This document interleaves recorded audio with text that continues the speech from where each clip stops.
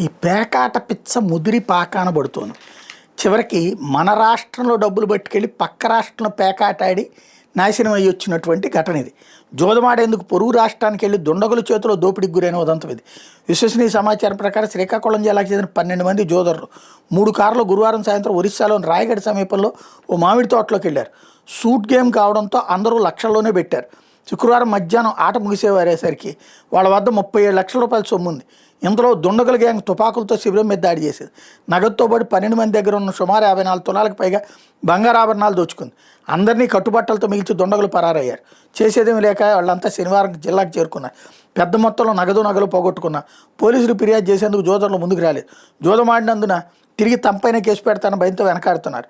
జిల్లాలో పేకాట శిబిరాల మీద పోలీసులు కఠినంగా వ్యవహరిస్తుండటంతో కొంతకాలంగా జోదరులు ఒడిశాలోని గజపతి, రాయగఢ, అస్కా, గంజాం జిల్లాలకు వెళ్ళి చేస్తున్నారు. చివరికి ఇట్లా చేసి భవిష్యత్తులో కనుక మళ్ళీ చట్టబద్ధం చేస్తారు. ఇదివరకు లిక్కర్ ఎట్లాగే కదా బ్యాన్ ఎత్తేసింది.